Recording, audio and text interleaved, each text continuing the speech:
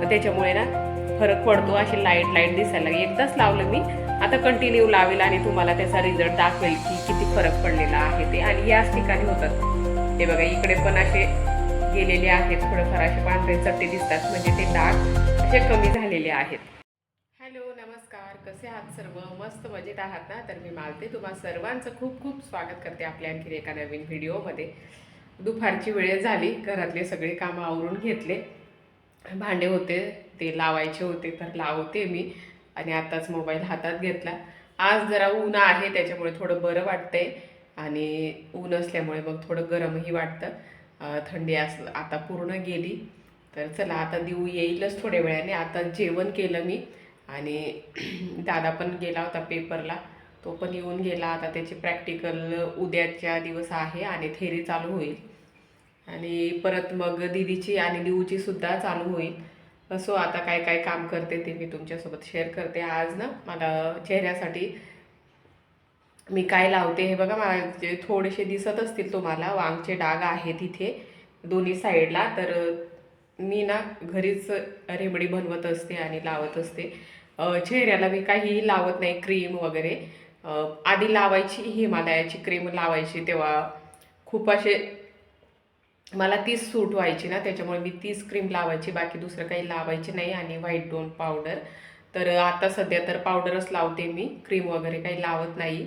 आणि फक्त साबणाने तोंड धुते, जे आपले नॅचरल साबणं असतात नाही का, खडी साबण, त्याच्याने तोंड धुते. त्याच्याने बऱ्यापैकी माझे हे डाग जे आहेत ना, हे बघा चालले आहेत. तर आता मी तेच बनवणार होते. तर चला म्हटलं तुमच्यासोबतही शेअर करते, सांगते कसं बनवते ते. आणि ही रेमेडी मी आधीपासूनच तिचा वापर करते, त्याच्यामुळे भरपूर फरक पडतो. आता उन्हाळा येईल त्याच्यामुळे ना लगेच चेहऱ्यावर डाग पडतात, आणि ज्यांना खूप उन्हाचा प्रॉब्लेम आहे ना, त्यांनी तर मग आठवड्यातून 2 वेळा तरी वापरायला, म्हणजे करून लावायला पाहिजे चेहऱ्याला. तर चला, आता मी तेच करत होते. थंडीमध्ये एवढं काही उन्हाचा प्रॉब्लेम होत नाही चेहऱ्यावर, पण उन्हाळा चालू झाला ना तेव्हा खूप कडक ऊन असतं, आणि लगेच बाहेर कधीतरी निघालो की लगेच आपल्याला उन्हामुळे त्वचा खराब होते आणि अशी काळपट पडते, डाग वगैरे येतात त्याच्यामुळे. तर चला, आता मी त्याच्यासाठी साहित्य काढून घेते आणि तुम्हाला सुद्धा दाखवते. फेस पॅक बनवण्यासाठी लागणारे साहित्य बघा. बेसन पीठ घेतलं, एकदम थोडंसं घेतलं, जास्त नाही. आपल्याला फ्रेशच बनवून लावायचं आहे, बनवून असं फ्रीज वगैरे त्याच्यामध्ये ठेवायचं नाही. तर आता इथे मी बेसन पीठ घेतलं, त्याच्यामध्ये आता टाकते मध,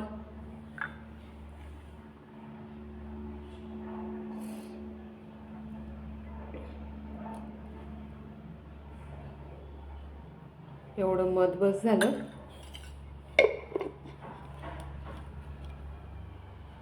आणि आता टाकते थोडीशी हळद, थोडीशी म्हणजे एकदम चिमूटभर, जास्त नाही हळद टाकायची. आणि आता हे मिक्स करून घेते. आधी हेच 3 वस्तू टाकल्या, ते सगळं मिक्स करून घेतलं की मग थोडंसं आपल्याला याच्यामध्ये दूध टाकायचं आहे.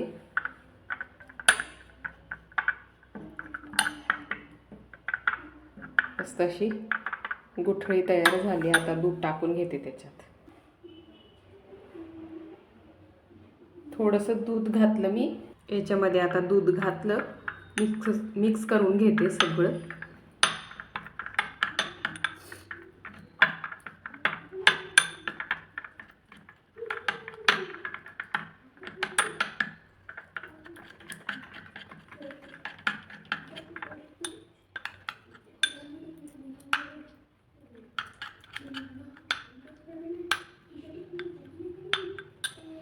आता व्यवस्थित मिक्स झालेला आहे हे बघा.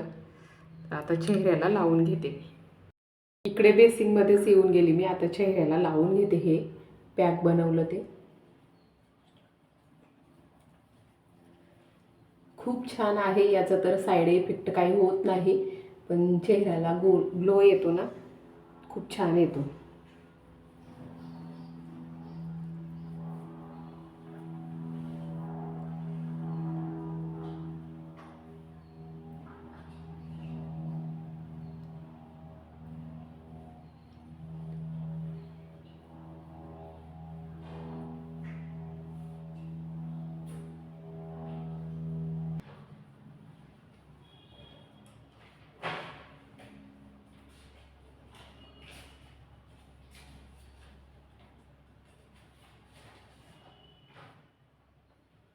व्यवस्थित असं पूर्ण चेहऱ्याला लावून घेतलं.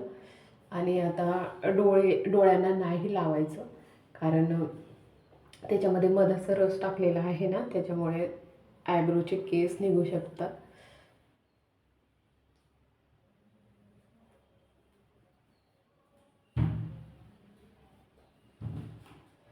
बरोबर पूर्ण जेवढं पुरलं ना तेवढंच बनवलेलं होतं मी. जास्त फ्रीजमध्ये ठेवता येईल असं नाही बनवलं. फ्रीजमध्ये ठेवलं तर पूर्ण कोरडं होतं, ते अजिबात चांगलं राहत नाही. त्याच्यामुळे ना फ्रेश बनवायचं आणि फ्रेश लावायचं.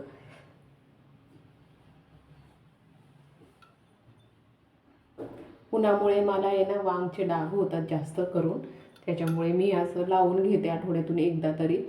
आणि मग ते डाग एवढे काही दिसत नाही, कमी होतात. आता तर भरपूर कमी झाले. जास्त करून आता ऊन नव्हतं आणि थंडी होती त्याच्यामुळे, आणि आता ऊन तापेल त्याच्यामुळे म्हटलं आधीच उन्हात गेलं तर परत निघतील ते. उन्हामुळेच प्रॉब्लेम होतो खरं माझ्या स्किनला.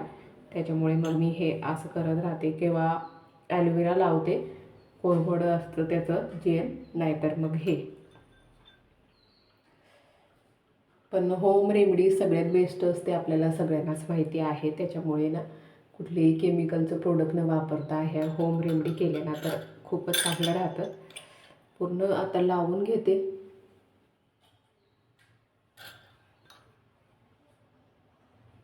तर लावलं मी. चला आता जे काही उरलेलं काम आहे ते करून घेते, म्हणजे हे फेस मास्क ते आहे ते पण सुकेल, आपलं काम होईल आणि मला वेगळा वेळ काढायची गरज नाही. चला तर लाईट बंद करते. लाईट बंद झाल्यावर अंधार पडला. पूर्ण चेहऱ्याला लावून घेतलं मी. आता थोडंसं असं ओलंच आहे, आत्ताच लावलं ना. तर आता जे पण काही काम मला करायचं आहे ते करून घेते, जोपर्यंत सुकतं तोपर्यंत. तर चला आता असं फ्रेश बनवायचं, म्हणजे वाया जाणार नाही. फ्रीजमध्ये ठेवलं तर ते खराब होतं, लगेच असं कोरडं पडतं. त्याच्यामुळे थोडं थोडंच बनवायचं, जेवढं आपल्या चेहऱ्याला लावण्यासाठी लागेल ना तेवढंच बनवायचं. तर चला आता मला काय काम करायचं आहे ते मी करून घेते. हे फेस पॅक लावलेलं आहे तर सुकलं. मी आता भांडेच घासत होती, 15-20 मिनटं झाली असतील. तर आता धुवून घेते मी. दिवू पण आला, दिवचा अभ्यास चालू होतं आणि मी म्हटलं तोपर्यंत भांडे घासून घेते, तोपर्यंत तू अभ्यास कर आणि मग मी बघेल म्हटलं तुझा अभ्यास. तर त्याच्यामुळे तो अभ्यास करत होता. आणि आता चेहरा धुवून घेते, तोंड धुवून घेते, तुम्हाला दाखवते कसं झालेलं आहे ते. तर खूप छान रिझल्ट आहे याचा. कंटिन्यू याचा वापर केला ना तर खूप मस्त स्किन एकदम छान होते.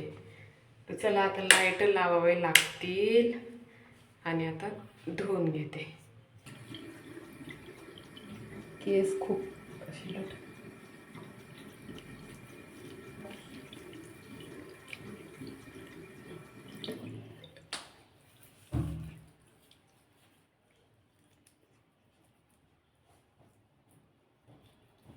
थोडेसे ओले हात केले आणि त्याच्यानंतर मग मी हात फिरवला आणि थोडा वेळ मग असं बसच करेल आणि मग धुवेल. मला काय होतं, पिंपल्स आल्या की लगेच हाताने अशी फोडायची सवय आहे, म्हणून इथे काळा डाग पडलेला आहे.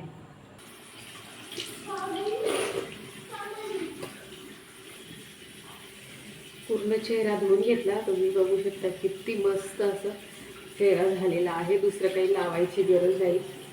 त्याच्यामुळे ना नियमित वापर केला तर मग आपल्याला उन्हाचा प्रॉब्लेम होतो. वांग असे काळे चट्टे पडतात चेहऱ्यावर, तर तरी काय होत नाही. त्याच्यामुळे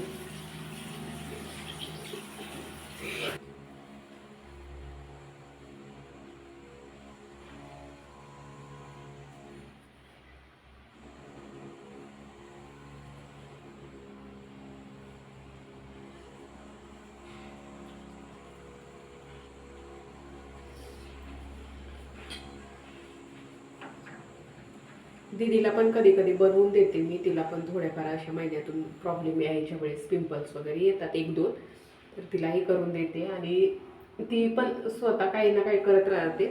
ॲलोवेरा म्हणा किंवा काही लावत असते ती पण, कॉफी, दूध. तर तिची पण स्किन अशी एकदम नरम आहे ना, आणि मुलांचं कसं लक्ष देत नाही, त्याच्यामुळे थोडेफार असे डाग पडतात.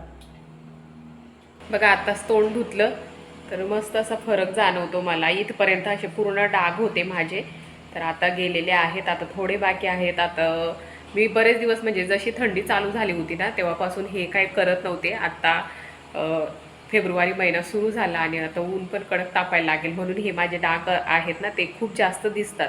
होतात उन्हामुळे, जास्त बाहेर जरी निघालं नाही ना तरी पण होतात. त्याच्यामुळे म्हटलं आता चला स्किनची थोडी काळजी घेऊया, आणि मी हेच करत राहते. त्याच्यामुळे ना फरक पडतो. अशी लाईट लाईट दिसायला लागली. एकदाच लावलं मी, आता कंटिन्यू लावेल आणि तुम्हाला त्याचा रिझल्ट दाखवेल की किती फरक पडलेला आहे ते. आणि याच ठिकाणी होतात. हे बघा इकडे पण असे गेलेले आहेत, थोडंफार असे पांढरे चट्टे दिसतात, म्हणजे ते डाग असे कमी झालेले आहेत. तर चला आता दिदी यायची बाकी आहे. दिवू आला, दादा झोपलेला आहे, त्याचं अजून जेवण बाकी आहे. घरातले सगळे काम आवरून घेतले मी. फक्त मला बाजरीचं दळण गाळायचं होतं, आणि कपड्यांचा पसारा एवढा आहे ना, पूर्ण सुकले की बेडवर करून ठेवते आणि तेच आता कपडे घडी करून घेते मी. नाहीतर मग परत दुसऱ्या दिवशीचे कपडे तसेच पडतात. त्याच्यामुळे तर चला आता इकडचं किचनमधलं सगळे काम आवरून घेतले मी. आता सगळे कपडे घडी करून ठेवून देते. चल भाऊ. चला स्वतःची काळजी तर करून घेतली, आता थोडी कपड्यांची पण काळजी करून घेते, म्हणजे उद्या लवकर वेळेवर मिळतील सगळ्यांना. कारण रेग्युलर वापरायचे कपडे ना हेच रोज हाती येतात. त्याच्यामुळे मग घडी करून ठेवले की बरं पडतं. नाहीतर नुसतं सकाळी सकाळी गोंधळ उडतो आमचा, माझं हे कुठं आहे, माझं ते कुठे आहे, असंच असतं. त्याच्यामुळे नाहीतर मग 2 दिवसाचे जर कपडे राहिले तर मग खूपच साचतात, आणि मग सगळे अस्तव्यस्त कपडे होतात. त्याच्यामुळे मग दिवसातलं सगळ्यात शेवटी काम उरतं ते म्हणजे कपडे घडी करण्याचं. तर तेच करत होते मी. कपडे घडी करून घेतले आणि मग बाकीचं उरलेलं काम करून संध्याकाळी लवकर स्वयंपाक करायला लागले. आज वांग्याचं भरीत बनवायचं होतं, तर 2 मोठे वांगे होते ते भाजून घेतले मस्त, आणि साल काढून वांगे भरीत बनवून घेतलं. आणि आज अचानक सगळ्यांना शिरा खावासा वाटला, म्हणून मग शिरा करतोय. आणि शिरा तोही कसला, तर गुळाचा. मला भीतीच होती गूळ टाकल्यावर दूध फाटतं की काय असं वाटत होतं मला, पण काही फाटलेलं नव्हतं, अजिबात खराब झालेलं नव्हतं. दीदीच्या पप्पांनी सांगितलं की कसं करायचं म्हणून, आणि त्याच पद्धतीने मी केलं. तर एकदम छान झालेलं होतं. आधी मी मस्त असं लालसर होईपर्यंत रवा तूप टाकून भाजून घेतला, आणि त्याच्यानंतर गरम दूध टाकलं. अजून गूळ टाकलेला नाही आहे. पहिले दूध आटू दिलं आणि त्याच्यानंतर मग गूळ टाकणार आहे. गूळ जरा बारीक किसून घ्यायचा, त्याच्यानंतरच टाकायचा, नाही तर मग पातळ व्हायला जरा वेळ लागतो. तर इथे थोडंसं आता तूप घातलेलं आहे, तो पण छान मिक्स करून घेते आणि त्याच्यानंतर मग गूळ टाकेल. तर शिरा म्हणजे कमी पडलेला होता, इतका छान झाला होता. काय झालं, रवाच थोडासा, म्हणजे जेवढा रवा होता ना उरलेला तेवढाच मी केला होता, एक्स्ट्रा रवा नव्हता. त्याच्यामुळे मग शिरा कमीच पडला सगळ्यांना. अजून राहिला असताना तर सगळ्यांनी अजून खाल्लं असतं, असं झालेलं होतं. कधी कधी काय होतं, जेव्हा आपण एखादी गोष्ट थोडीशीच बनवतो ना तेव्हा सगळ्यांना खूप आवडते, आणि जास्त बनवतो तेव्हा उरतेच ती आणि आवडत नाही, असं होतं. तर तुमच्याकडे असं होतं का, मला कमेंट करून नक्की सांगा. शिरा खूपच मस्त झालेला होता. गूळ टाकलेला आहे. थोडा वेळ असं चाळून घेते, म्हणजे गूळ पातळ होईल, आणि लगेच 2-3 वेळा 5-5 मिनिटांनी उघडून परत चाळणार आहे. झाकण लावून ठेवायचं, म्हणजे गूळ मस्त असं पातळ होईल, आणि रवासुद्धा शिजेल. मला वाटलंसुद्धा नव्हतं की एवढं छान होईल. भीती होती मनात की दूध टाकल्यामुळे खराब होईल की काय, असं वाटत होतं मला. पण तसं काहीच झालेलं नव्हतं. उलट खूप भारी झालेलं होतं. कधीही आपण एखादी नवीन गोष्ट करतो आणि चांगली झाली ना तर खूप छान वाटतं, आणि मग असं वाटतं की परत परत करावं. तसंच झालेलं होतं आज, आणि सगळ्यांना खूप आवडलं. दिवला तर फक्त शिरा खायचा असतो. जर गोड काही केलं ना तर दुसरं भाजीपोळी अजिबात खात नाही तो, आणि नुसतं गोड खायचं असतं, असं करतो. आणि दुसऱ्या दिवशी मला लवकर भूक लागते त्याला. तर आता मस्त 2-3 वेळा झाकण लावून मस्त शिजू दिलेलं आहे. तर आता मस्त मोकळं मोकळं झालेलं आहे, तुम्ही बघू शकता. आणि आता परत झाकण लावून 5 मिनटं ठेवून देते, आणि त्याच्यानंतर मग मस्त अजून होईल. तर बघू शकता इतका भारी झालेला आहे. वास तर एकदम मस्त सुटला. घरचं तूप राहिलं ना तर इतकं मस्त. कुठली गोष्ट गोड करायची म्हटली की घरचं तूप पाहिजे. चला माझा व्हिडिओ इथेच थांबवते. व्हिडिओ आवडला असेल तर लाईक करा, चॅनलवर नवीन असाल तर चॅनलला सबस्क्राईब करा. भेटूया अशाच नवीन व्हिडिओसोबत. तोपर्यंत बाय.